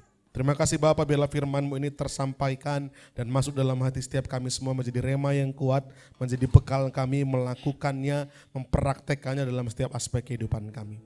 Dan sementara Tuhan, setiap jemaat-Mu akan menerima perjamuan kudus-Mu. Kami akan memperingati, mengingat kembali karya pengorbanan Kristus Yesus di kayu salib.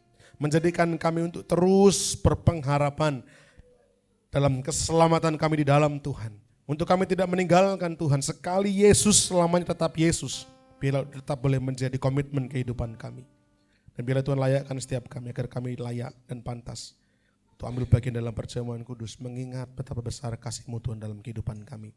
Berkat itu juga hamba-hamba-Mu, Bapak Yoto dan juga Bapak Iwan yang akan melayani perjamuan kudus ini supaya Tuhan pandang layak dan pantas menjadi teladan dalam kehidupan mereka, menunjukkan bahwa karakter Allah, karakter Kristus hidup dalam pribadi hamba-hamba-Mu ini dan juga akan melayani perjamuan kudus-Mu malam hari ini. Terima kasih Tuhan, kami akan sambut perjamuan kudus-Mu dalam nama Tuhan kami Yesus. Kami bersyukur dan berdoa. Haleluya. Amin. Kita naikkan pujian tadi dan perjamuan kudus akan dibagikan.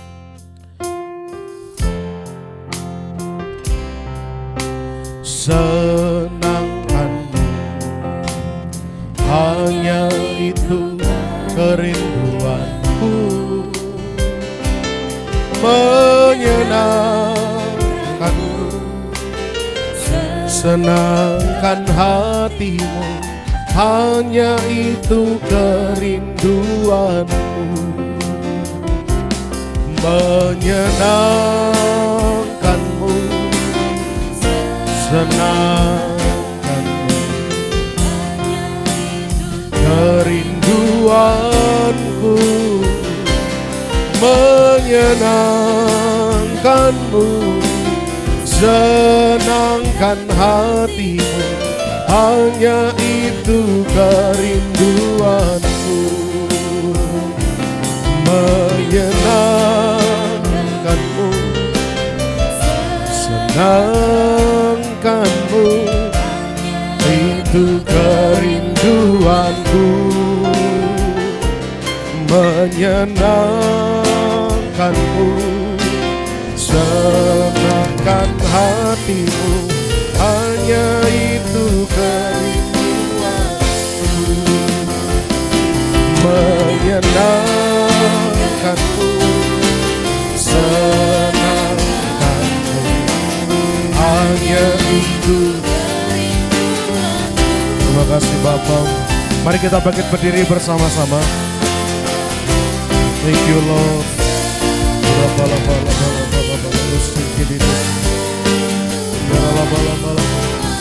Hanya itu kerinduanku, hanya itu Tuhan, hanya itu kerinduanku.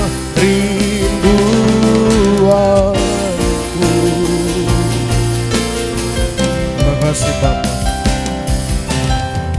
Mari jemaat Tuhan, sebelum kita akan ambil bagian dalam perjamuan kudus, mari kita merenung sejenak dan mengingat sebentar bagaimana seharusnya hidup kita ini berakhir dalam kebinasaan yang kekal karena dosa dan pelanggaran kejahatan kita manusia.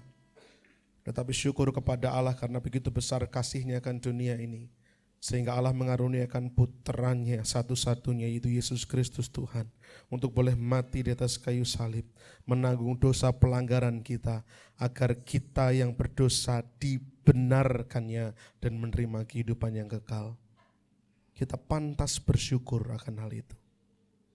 Mari kita merenung sejenak. Terima kasih Tuhan. Syukur untuk kasih-Mu. Kita akan mengangkat roti dengan tangan kanan tinggi-tinggi di atas kepala. Demikian tertulis firman Tuhan, sebab apa yang telah kuteruskan kepadamu, telah aku terima dari Tuhan, yaitu bahwa Tuhan Yesus pada malam waktu Ia diserahkan, mengambil roti dan sesudah itu Ia mengucap syukur atasnya.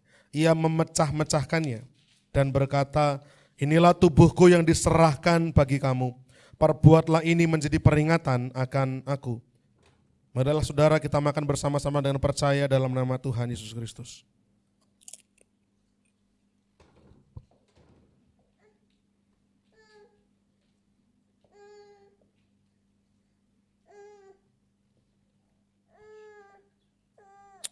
Terima kasih Bapak. Kita akan angkat cawan anggur dengan tangan kanan tinggi-tinggi. Demikian juga Tuhan Yesus mengambil cawan sesudah makan lalu berkata, cawan ini adalah perjanjian baru yang dimeteraikan oleh darahku. Perbuatlah ini setiap kali kamu meminumnya menjadi peringatan akan aku. Marilah kita minum bersama-sama dengan percaya dalam nama Tuhan Yesus Kristus.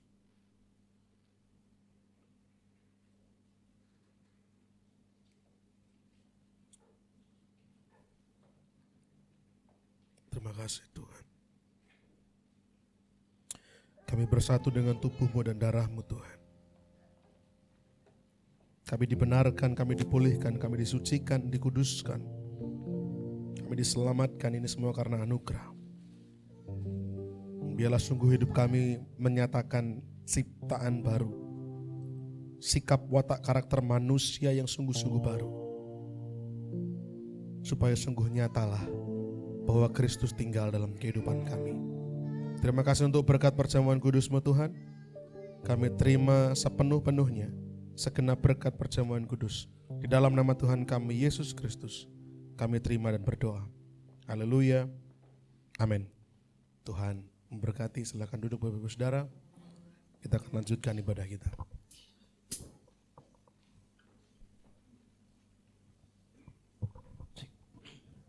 Haleluya, puji nama Tuhan. Kiranya firman Tuhan yang kita dengarkan saat sore hari ini menjadi berkat bagi kita semuanya, dan biarlah setiap kita dimampukan untuk melakukan firman Tuhan. Sebentar kita akan berikan persembahan untuk Tuhan. Kita mau siapkan, para pelayan kantong persembahan bisa mempersiapkan diri. Kita akan terlebih dahulu berdoa, nanti Ibu Asia akan memimpin dalam doa. Mari kita berdoa. Bapa yang baik, Bapa yang kami sembah di dalam nama Tuhan Yesus Kristus. Terima kasih ya Tuhan, sungguh kami ucap syukur untuk malam hari ini ya Tuhan. Terima kasih untuk setiap kebaikan-Mu ya Tuhan. Terima kasih untuk pengorbanan-Mu di kayu salib ya Tuhan, untuk dosa-dosa kami Tuhan. Dan sebentar kami memberi yang terbaik dari apa yang kami miliki ya Tuhan. Biarlah berkat yang kami terima dari Engkau, biarlah kami memberikan yang terbaik ya Tuhan untuk kemuliaan nama-Mu ya Tuhan, sebagai ucapan syukur terima kasih kami. Terima kasih Tuhan, berkati persembahan ini, biarlah persembahan ini dapat berguna untuk kerajaan-Mu dan nama-Mu semakin dipermuliakan. Kami serahkan semua dalam tangan-Mu, hanya di dalam nama Tuhan Yesus Kristus kami berdoa. Haleluya, amin. Amin. Kita pujikan bersama-sama, hari-hari kulalui bersama Yesus.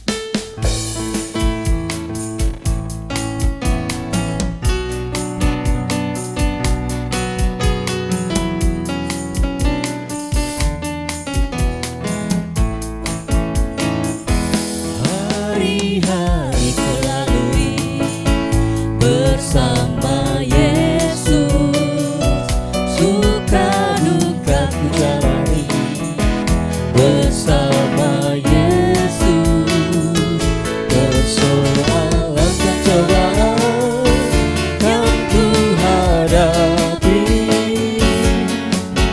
bersama Yesus, juru selamatku.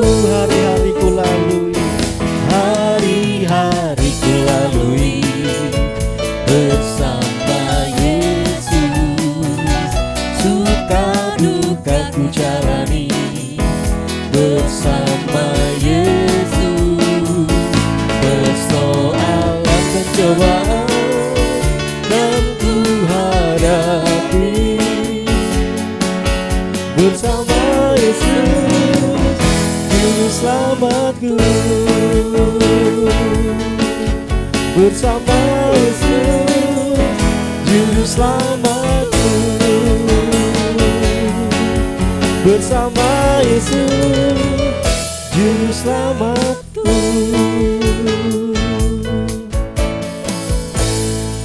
baik Bapak Saudara, saya akan sampaikan beberapa informasi. Untuk hari Senin, latihan tamborin pukul 6 sore di Maestro. Kemudian di hari Rabu, di pagi harinya pukul 10 ada program Kristal di Radio Immanuel. Kemudian di sore harinya pukul 6:30 ada ibadah Oikos Ngipang dan sekitarnya. Kemudian hari Kamis latihan musik dan pujian pukul 6 sore dan pukul 7 malam. Kemudian hari Jumat menara doa di Maestro. Kemudian di hari Sabtu ibadah Metanex pukul 5:30 sore. Hari Minggu kita bersama-sama kembali dalam ibadah bersama, baik ibadah pertama dan kedua. Kemudian di sore harinya pukul 3 ada ibadah anak sekolah minggu. Ada informasi Om yang perlu disampaikan?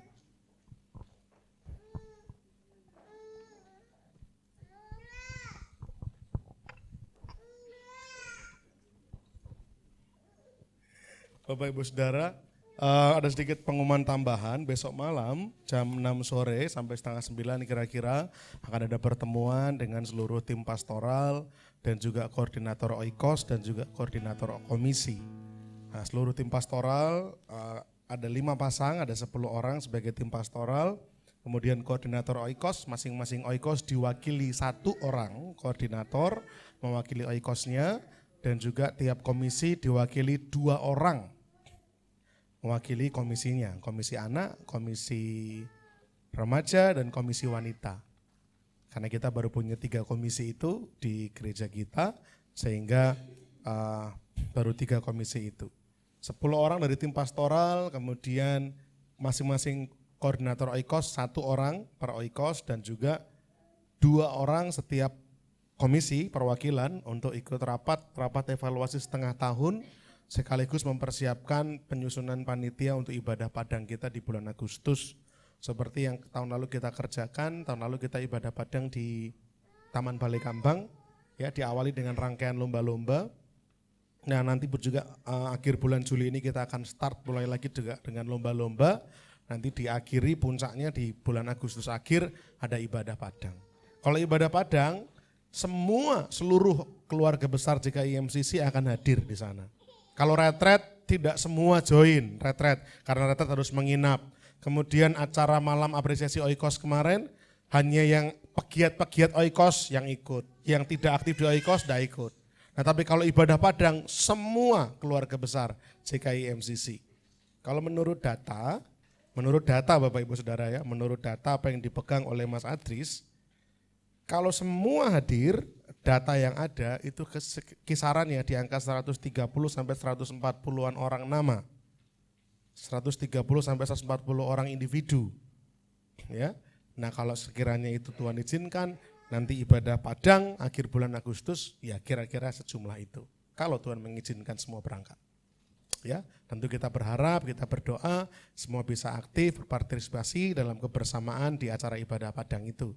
Nah, besok malam adalah evaluasi setengah tahun sekaligus pembentukan panitianya. Dan ada rencana untuk pentahbisan pendeta dan juga pendeta muda di JKI MCC.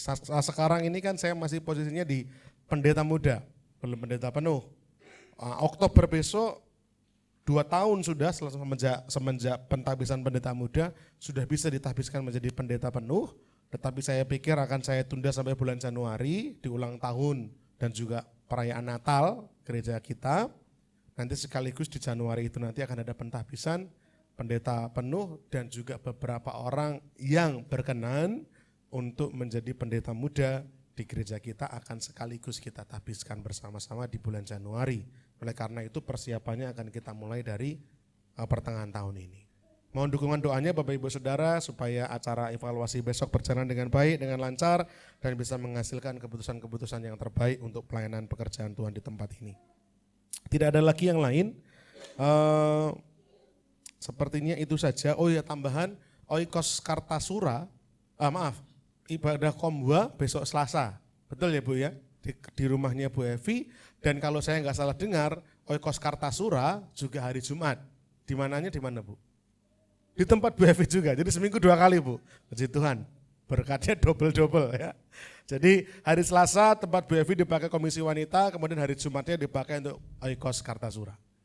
Tidak ada tambahan yang lain, mari kita bangkit berdiri bersama-sama Bapak Ibu Saudara. Beberapa nama, beberapa orang sudah hadir ibadah pagi sehingga banyak kursi-kursi yang kosong ya. Kita terus berdoa, kita terus berjuang untuk boleh menyelamatkan jiwa-jiwa bagi hormat kemuliaan nama Tuhan. Mari kita bangkit berdiri, kita tutup ibadah kita dalam doa. Segala hormat, pujian, syukur kami haturkan di hadapan Tuhan. Kami bersyukur untuk berkat yang boleh kami terima dan rasakan sepanjang ibadah ini Tuhan. Dari pagi hingga akhir, dari awal hingga akhir, setiap puji-pujian, penyembahan yang kami naikkan, setiap firman yang kami dengarkan, banyak hal berkat rohani yang kami terima memberkati kami. Yang kami percaya sangat bermanfaat baik untuk kehidupan kami saat ini maupun khususnya untuk kehidupan kami yang akan datang. Terima kasih Tuhan, terima kasih. Saat ini Bapak kami berdoa untuk seluruh jemaat Tuhan yang hadir malam hari ini. Berkatilah dalam keluarganya, berkati menjadi keluarga yang harmonis, hangat, penuh cinta kasih. Ada kasih yang mesra dalam keluarga kami, sehingga seisi rumah kami Tuhan sungguh-sungguh merasakan kehadiran Tuhan. Dan kami rindukan semua anggota keluarga kami menjadi orang percaya, diselamatkan. Ya berdoa untuk pekerjaan tangan yang Tuhan percayakan bagi kami. Biar kami boleh kerjakan dengan tekun, dengan jujur, dengan tanggung jawab, dengan sungguh-sungguh, dengan kerja keras. Dan kami percaya berkat-berkat Tuhan yang akan membuat kami berhasil dan beruntung. Sehingga setiap berkat yang kami peroleh ini, sungguh-sungguh boleh kami pakai untuk penghidupan kami dan juga untuk memberkati orang-orang di sekeliling kami. Bapa di surga, berkatilah juga setiap jemaat yang dalam masa pergumulan, dalam permasalahan, di dalam tantangan kehidupan yang dihadapi hari-hari ini. Hamba tidak tahu menau satu persatu, tapi satu hal yang hamba pegang dan kami percaya, kami yakini, bahwa kami akan dimampukan melewati setiap persoalan kehidupan, bukan dengan kuat gagah kami, tapi semata-mata karena kekuatan yang datangnya dari Tuhan. Kami dimampukan, ada hikmat dan pengertian yang Tuhan berikan bagi kami untuk bisa menyelesaikan persoalan satu demi satu, dan kami akan beroleh kemenangan dari kemenangan ke kemenangan yang lainnya. Terima kasih Tuhan buat jemaat yang sedang sakit, tidak enak badan, mengalami kelemahan fisik, apapun persoalan sakit penyakitnya, kita berdoa di dalam nama Yesus. Tuhan berikan kesembuhan, Tuhan berikan pemulihan setiap metabolisme dalam kehidupan, dalam tubuh setiap jemaat semua yang sedang sakit. Kami berdoa di dalam nama Yesus, oleh bilur-bilur-Mu Tuhan, kami menjadi sembuh. Kami berdoa Tuhan berikan kekuatan, Tuhan berikan kesembuhan yang prima, kesehatan yang prima bagi setiap jemaat semua. Khususnya untuk Bapak Sirun, untuk Opa Sirun yang beberapa waktu yang lalu mengalami operasi jantung Tuhan. Kami bersyukur semua berjalan dengan baik, dengan lancar. Semua karena kemurahan Tuhan, karena berkat-berkat Tuhan, karena pertolongan Tuhan. Kami bersyukur ada dalam lingkungan keluarga CKI MCC yang saling mendukung, yang saling mendoakan, saling mensupport. Dan kami bersyukur kalau malam hari ini sudah tiba di Solo dengan selamat tanpa kurang satu apapun. Semua karena berkat kemurahan Tuhan saja. Terima kasih Bapa di surga. Kami berdoa untuk jemaat Tuhan yang tidak hadir malam hari ini, atau bahkan lama sekali tidak hadir. Tuhan tilik, Tuhan lawat mereka, ingatkan mereka. Tuhan pakai kami untuk menjangkau mereka, untuk membawa kembali mereka beribadah, berbakti kembali bersama-sama di tempat ini untuk memuji dan memuliakan nama Tuhan. Terima kasih Bapa di sorga, para pelayan sudah melayani, pakai hidup mereka makin hari makin luar biasa. Dipercaya perkara-perkara yang semakin besar, dipakai Tuhan menjadi semakin luar biasa, menjangkau banyak jiwa, menyelamatkan banyak jiwa, sehingga banyak jiwa-jiwa boleh datang, menjadi percaya kepadamu dan diselamatkan. Terima kasih Bapak, sebentar kami akan pulang. Lindungi kami dalam perjalanan, sampaikan kami di rumah dengan selamat, jauhkan dari segala mara bahaya kecelakaan, dan pertemukan kami kembali Tuhan pada kesempatan-kesempatan ibadah yang akan datang. Jemaat Tuhan yang dikasihi oleh Tuhan, mari bersama-sama sebelum kita pulang, kita akan menengadahkan kedua tangan kita, dan kita akan bersama-sama menerima doa berkat. Tuhan memberkati engkau dan juga melindungi engkau. Tuhan sendiri menyinari engkau dengan wajahnya dan memberi engkau kasih karunia-Nya. Tuhan menghadapkan wajahnya kepadamu dan memberi engkau damai sejahtera. Jemaat Tuhan yang dikasihi oleh Tuhan, pulanglah dan terimalah berkat-berkat ilahi daripada Allah Bapa, cinta kasih, kemurahan, kasih sayang, karunia daripada Tuhan kita Yesus Kristus, juga sukacita, damai, sejahtera dan persekutuan bersama Allah Roh Kudus senantiasa dimateraikan, dilimpahkan dalam kehidupan setiap kita semua tanpa terkecuali mulai malam hari ini sampai Maranatha Tuhan datang kedua kalinya. Dalam nama Tuhan kami Yesus Kristus, kami menaikkan syukur doa kami. Haleluya. Amin. Bila engkau tak besertaku,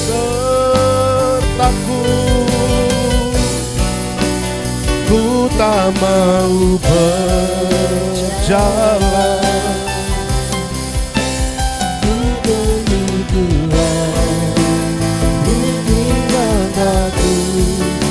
Dengan kasih karunia-Mu,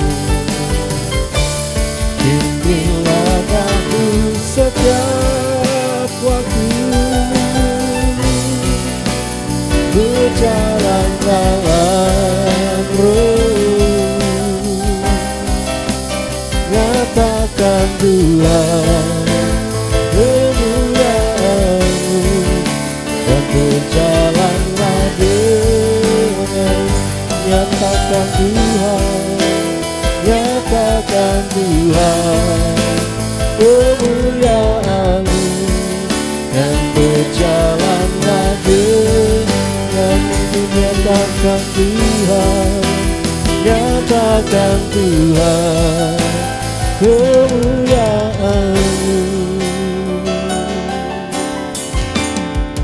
dan berjalanlah denganku. Amin. Shalom, selamat pulang. Tuhan Yesus memberkati kita semuanya dan bertemu kembali dalam ibadah-ibadah berikutnya. Amin.